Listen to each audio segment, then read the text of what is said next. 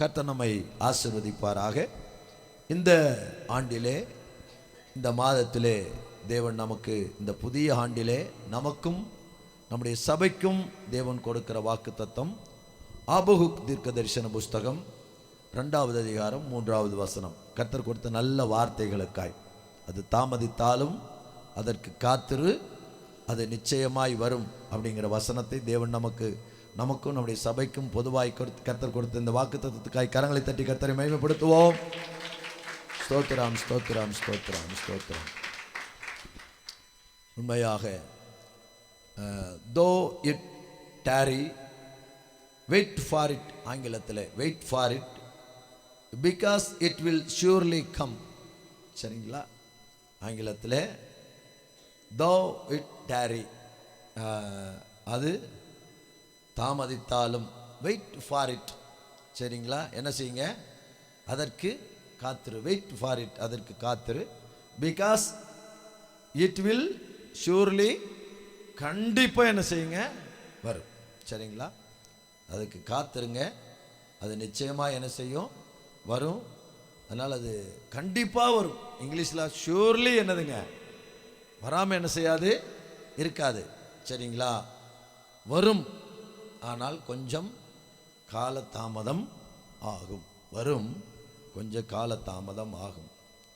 இப்போ நிச்சயமாக பாருங்க, இந்த ஆபகுக் தீர்க்க தரிசன புஸ்தகத்தில் ஆண்டவர் இப்படியாய் பேசுகிறார். ஆபகுக் என்றால் என்ன?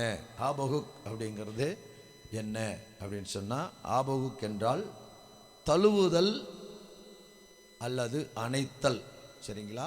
ஆபகுக்குன்னு என்ன அர்த்தங்க?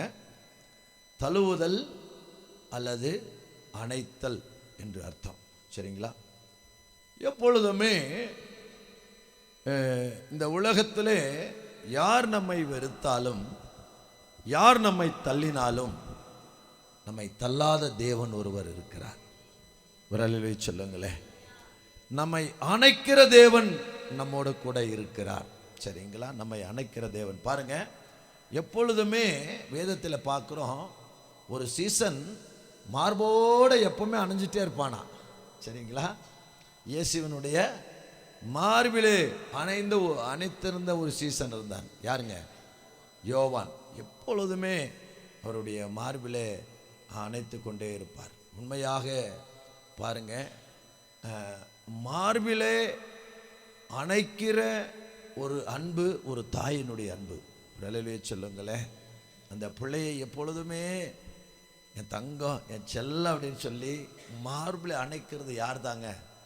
ஒரு தாய் தான் மார்பில் அணைக்கும். ஆனால் பாருங்க, அந்த தாய் போயாச்சுன்னா அந்த பிள்ளைக்கு அடுத்தது செல்லம் தங்கம் அணைக்கிறதுக்கு யாரும் இல்லை, மார்பு இல்லை. ஆனாலும் ஆண்டவர் பாருங்க, இல்லை, அந்த தாய் இல்லாட்டியும் என்னை மார்போடு அணைக்கிற நான் இருக்கிறேன் என்று சொல்லுகிறார். ஒரு அலையிலேயே சொல்லுங்களேன். அப்போ அவர் மார்போடு அணைக்கிறவர். இப்போ நம்ம என்ன கவலைன்னு வந்தாலும், என்ன துக்கம் வந்தாலும், என்ன வேதனை வந்தாலும் நிச்சயமாக அவர் என்ன செய்வாருங்க? நம்மை மார்போடு அணைக்கிற தேவன். சரிங்களா? அவர் அணைக்கும் போது என்ன ஆயிருங்க?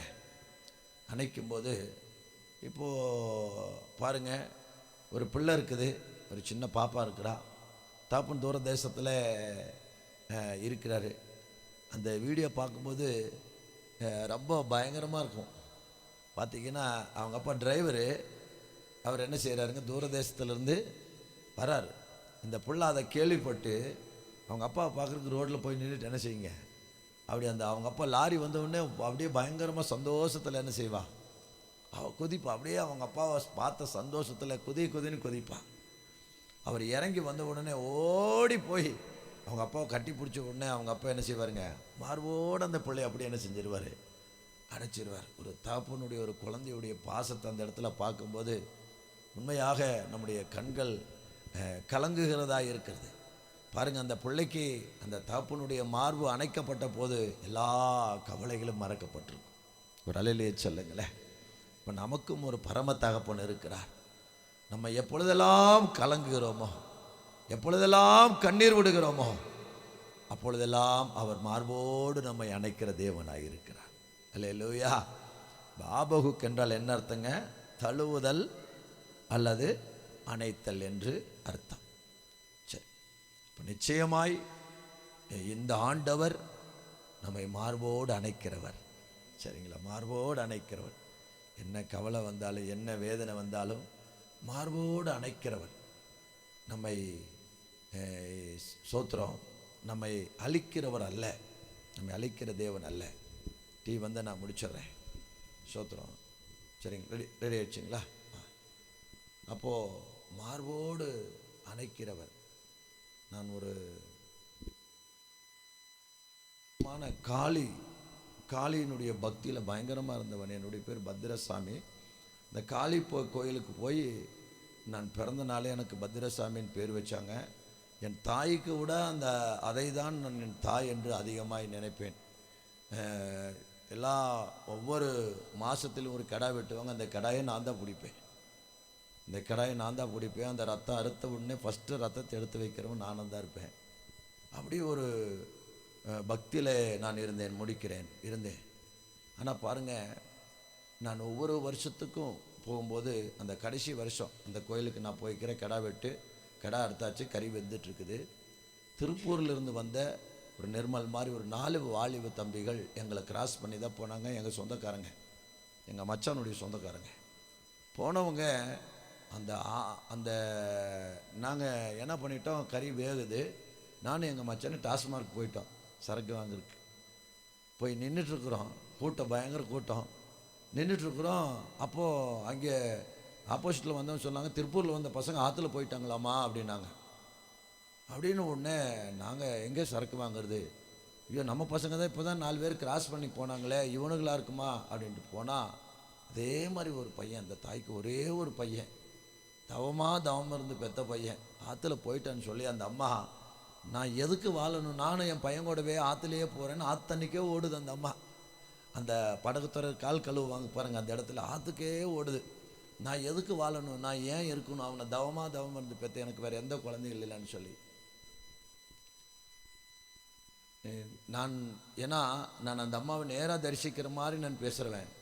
நான் கேட்டேன், உன் சந்நிதி தானே, உன்னை நம்பி தானே இந்த குடும்பம் வந்துச்சு. அந்த ஆற்றுல விழுந்தவனு நீ என்ன செஞ்சுருக்கணும், தெய்வமாக இருந்தால் காப்பாற்றிருக்கணும். இல்லை, உனக்கு வாரம் ஒரு கடாயும், மாதம் ஒரு கடாயும், அமாவாசைக்கு ஒரு கடாயும் வெட்டி நீ எங்கேயோ உட்காந்துருந்து உன் சன்னதியை விட்டு ஆற்றுல போயிட்டேன்னு சொன்னால் கூட சொல்லலாம் உனக்கு பவர் இல்லைன்னு சொல்லி. உன் பாதம், அந்த ஆறு உன் பாதம், நீ காப்பாற்ற முடியலன்னா உன்னை தெய்வம்னு நான் கும்பிட்டுல எனக்கு என்ன பிரயோஜனம்? உன்னை ஏன் நான் வணங்கணும்? உன்னை ஏன் வணங்கணும்? அந்த தாயினுடைய கண்ணீர் உனக்கு தெரியாதா? அந்த அம்மா நாத்தோட போகிறேன்ட்டு ஓடுதே, அந்த கண்ணீர் உனக்கு தெரியாதா அப்படின்னு நான் அந்த அம்மாவை நான் தெய்வமாக வணங்கினது தான் நான் கேட்டேன். அப்போ உன்னை வணங்குறதுல ஒரு பிரயோஜனம் இல்லையா? எதுக்கு உன்னை வணங்கணும்? அதோட இந்த கோயிலுக்கு போகிறது நான் லாஸ்ட். சரிங்களா? நான் எல்லா இடங்களிலையும் இப்படி நமக்கு தேவன் பகுத்தறிவை கொடுத்திருக்கிறார். ஒரு தெய்வ சன்னதியில் வந்து அந்த தெய்வம் நம்மை அணைக்க வேண்டும். ஒரு அல்லேலூயா சொல்லுங்களேன். அல்லேலூயா. அந்த தெய்வம் நம்மை அணைக்க வேண்டும். நம்ம விழுகிற நிலைமையில், சாகிற நிலைமையில் இருந்தாலும் நம்மை தூக்கி எடுக்க வேண்டும். அதுதான் நாம் வணங்குற தெய்வம். ஒரு அல்லேலூயா சொல்லுங்களேன். அவர்தான் தெய்வம். அந்த தெய்வத்துக்கு அந்த வல்லமை இருக்கணுங்க. அந்த வல்லமை இல்லைன்னா நமக்கு ஒரு பிரயோஜனமே இல்லை. சரிங்களா? நல்ல நிச்சயம் நாம் ஆராதிக்கிற கர்த்தர் இவர் ஏதோ ஒரு மதத்தின் தெய்வம் அல்ல. இவர் நம்மை எப்பொழுதுமே நம்மை மார்போடு அணைக்கிறவர். சரிங்களா? நம்மை அந்த நிலைமைக்கு என்ன செய்ய மாட்டாருங்க, விடமாட்டார். என்னையெல்லாம் தாயின் கர்ப்பத்திலேயே முன்குறிச்சிட்டார். அந்த புத்தி எனக்கு அவர் தான் தர்றாருன்னு நினைக்கிறேன். எங்கே போனாலும் நான் கேள்வி கேட்பேன். எத்தனையோ ஆக்சிடெண்ட்டில் நான் தப்பிச்சிருக்கிறேன். தண்ணியில் முழுகி, பவானிசாகர் டேம் ஆறில் முழுகி நான் மரித்து போயிருக்க வேண்டிய சூழ்நிலை சின்ன பையனாக இருக்கும்போது. அப்பொழுது நான் காப்பாற்றப்பட்டேன். அதுக்கப்புறம் மாட்டு பொங்கலுக்கு மாடு கழுவும் போது ஒரு தடவை குட்டையில் முழுகி சாகருக்கு போனேன். அப்பொழுது நான் காப்பாற்றப்பட்டேன். சரிங்களா? அந்த உயிர் போகிற நேரத்திலெல்லாம் என்னை தாயின் கர்ப்பத்திலிருந்து முன்குறிச்சதுனாலே அவர் என்னை காப்பாற்றினார். அல்லேலூயா. நம்ம எல்லாரையும் தாயின் கர்ப்பத்தில் உருவாகும் போதே முன்குறிச்சிருக்கிறார். அதனால எந்த சூழ்நிலை வந்தாலும் அவர் நம்மை கைவிட மாட்டார், நம்மை காப்பாற்றுவார், நம்மை மார்போடு அணைப்பார். ஒரு அல்லேலூயா சொல்லுங்களேன். நம்மை கைவிட மாட்டார், நம்மை காப்பாற்றுவார், மார்போடு என்ன செய்வாருங்க? அவர் அணைக்கிற தேவன். நிச்சயமாய் என்ன செய்வாருங்க? மார்போடு என்ன செய்வார்? அவர் நிச்சயமாய் நம்மை அணைப்பார். அதனால அபகுக் அப்படின்னு என்ன அர்த்தங்க? அணைக்கிறவர், தழுவுகிறவர் என்று அர்த்தம். அப்போ மார்போடு அணைப்பார். நீங்கள் என்ன கவலைன்னு வந்தாலும், என்ன கஷ்டம் வந்தாலும், என்ன வேதனை வந்தாலும் உங்களை ஒரு நாளும் ஒருபோதும் அவர் என்ன செய்ய மாட்டார்? ஏமாற்ற மாட்டார். சரிங்களா? நிச்சயமாய் அவரை நம்பி எந்த காரியத்திலும் நான் ஏமாந்தேன்னு நீங்கள் என்ன செய்ய மாட்டீங்க?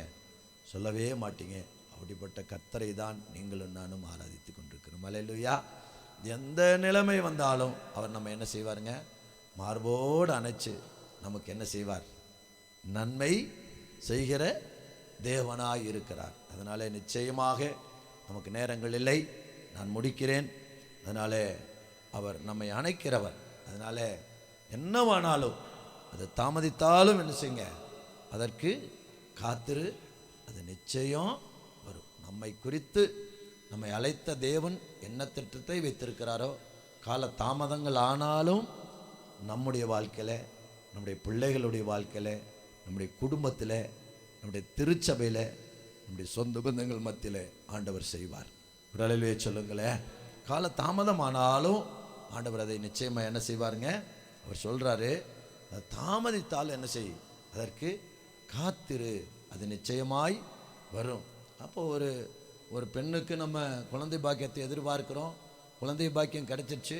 கிடைச்ச உடனே அடுத்த அந்த மாதம் கன்சீவ் ஆகுது, அடுத்த மாதம் குழந்தை பிறந்துருதுங்களா? பையனாக இருந்தால் 9 மாதம் காத்திருக்கணும், பிள்ளையாக இருந்தால் 10 மாதம் காத்திருக்கணும். சகோதரிமார்கள் சந்தேகமாக இருக்குது போல். நீங்கள் தான் சொல்லணும், நாங்கள் சொல்ல மாட்டோம். 9, 10 காத்திருக்கணும். காத்திருந்த போது கர்த்தர் ஏற்ற காலத்தில் சுகப்பிரசவத்தை தருவார். ஒருவேளை அந்த பிள்ளை அவரோடு சேர்த்து கொண்டாலும் அதுக்கு பதிலாக இன்னொன்றை கர்த்தர் தருவார். அல்லேலூயா. அவரோடு சேர்த்து கொண்டாலும் அதோடு முடிக்க மாட்டார். நிச்சயம் அதுக்கு பதிலாக இன்னொன்னையும் கர்த்தர் தருவார். சரிங்களா? இன்னும் கர்த்தர் தருவார். யோசேப்புக்கு அப்புறம் இன்னும் கர்த்தர் தருவார் என்று சொல்லி பென்யமீன் என்று அவன் என்ன செய்கிறா? பேர் வைக்கிறார். சரிங்களா? அப்போ இன்னும் ஒன்றை நமக்கு கர்த்தர் என்ன செய்வாருங்க? தருகிற தேவனாக இருக்கிறார். அதனால் நிச்சயம் இவர் நமக்கு நன்மை செய்து நம்மை ஆசீர்வதிக்கிறவர். 2026 அப்படிப்பட்ட ஆசீர்வாதங்களை நிச்சயம் கர்த்தர் நமக்கு தருவார். நம்ம எல்லாரும் முழங்கால் படியிட்டு ஆமென். ஸ்தோத்திரம். அது தாமதித்தாலும் அதற்கு காத்திரு, அது நிச்சயம் வரும். ஒரு வேளை கால தாமதமாகலாம், இன்றைக்கு இல்லைன்னா நாளைக்கு, இல்லைன்னா கொஞ்சம் காலங்கள் ஆகலாம். ஆனாலும் நம்ம ஸ்தோத்திரம் பண்ணி அவரையே சார்ந்து கொண்டோன்னா நிச்சயம் அதை கர்த்தர் செய்வார். அவருக்கு லேசான காரியம், அவருக்கு லேசான காரியம், அவருக்கு கஷ்டமான காரியமே கிடையாது. அவருக்கு லேசான காரியம். ஆமென். ஸ்தோத்திர ஆண்டவரே. மண்ணை பிசைந்து